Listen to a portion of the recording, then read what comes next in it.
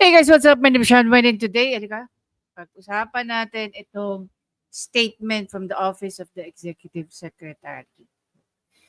Ito po ay isang post ni Dare to Us. Okay, meron siya naging observation. Kaya pag-uusapan natin itong malala. Dahil dito may napansing fake news. No, si Dare to Us. Misinformation, disinformation, dapat ipatawag din to ng tribunal.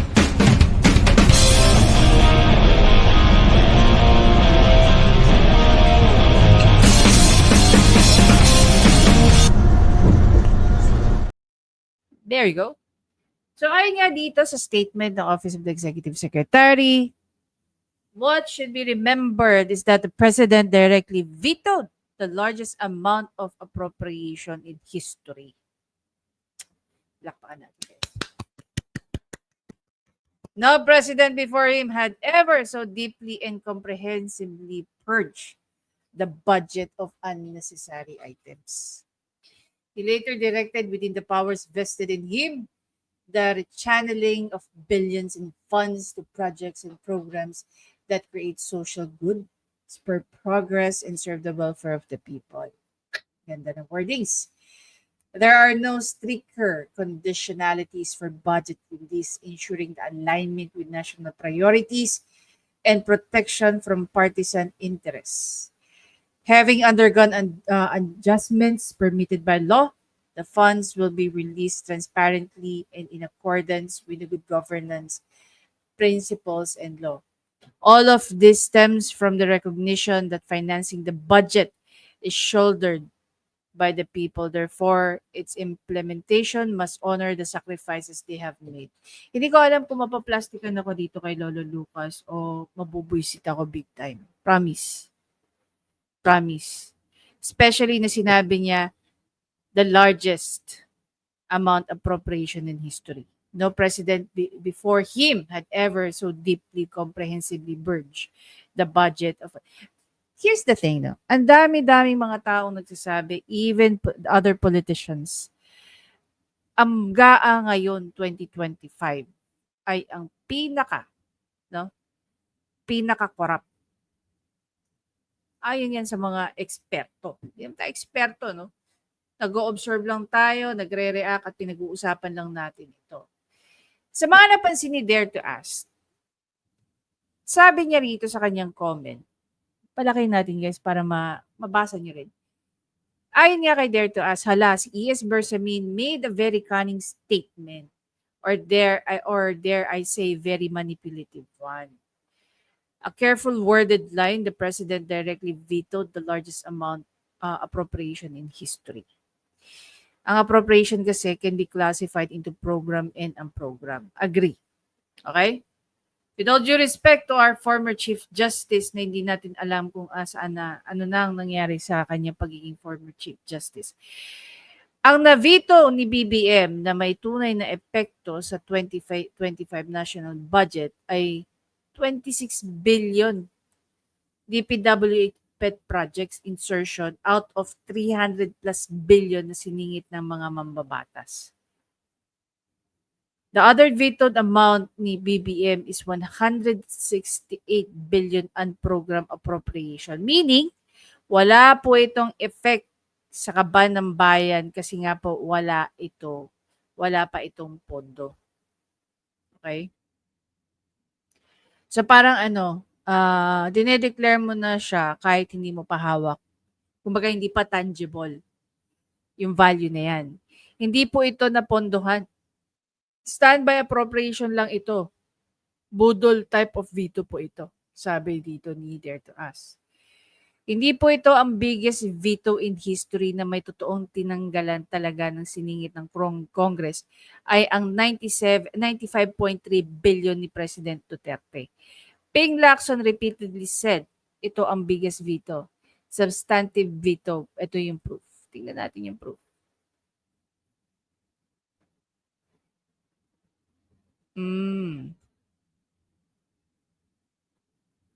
Okay. So, ito yon. The late 2019 budget can be vetoed entirely if problematic. Ayon kay PRRD. So, Hindi natin maiintindihan bakit may mga tao na ina-undermine si PRRD when in fact, he himself, without even saying, "Oh my God, I've read 4,000 something something pages and I vetoed more than 106, whatever." Vetoed 219 budget items unconstitutional ayon sa palasyo. PRRD signs 2019 budget, vetoes 95.3 billion. Senators hail Duterte veto of 95.3 infra funds in 2019 budget. Balik tayo. Okay? Tama nga ako na darating ang araw na ipagyayabang nila ito. But if you know your facts, you will know how which one is substantive and which one is just for show. Pang headlines ba? Substance over form. Ayon nga kay Dare to Us.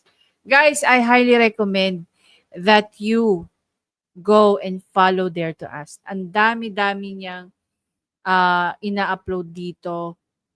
All you have to do is read it. He's doing all the research for all of us. So I highly recommend that you guys, please, go ahead and, follow this guy. Hindi ko alam kung lalaki siya babae, but anyway, follow this guy, follow his the page. Yan. Sabi nga rito, editorial and opinion.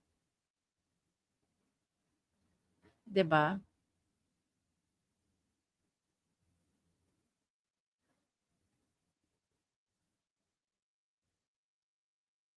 So, dahil diyan, hmm, 26 billion worth of projects under the Department of Public and Program Appropriation. Napakasimple lang ng post ni Dare to Us. But obviously, you can see here that there's something wrong with the statement of ES Bersamin. Ito ba, hindi pa to pagpapakalat ng maling information? 'Di ba? Hmm. Bakit pinagmamalaki nila yan? Alam mo kung ano hindi ka katanggap-tanggap sa akin? The statement is coming from a retired Chief Justice. As in, yun ang hindi siya katanggap-tanggap sa akin.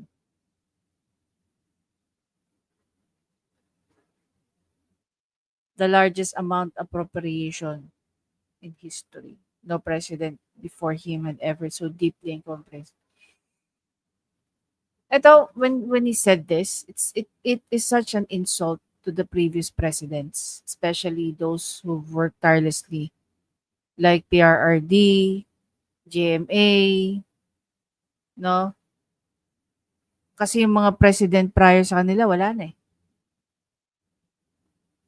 And I'm very sure, even yung tatay ni Bangag Jr., kahit bali-baliktarin mo ang mundo, Bangag, Bongit, hindi mo malalagpasan ang galing ng tatay mo.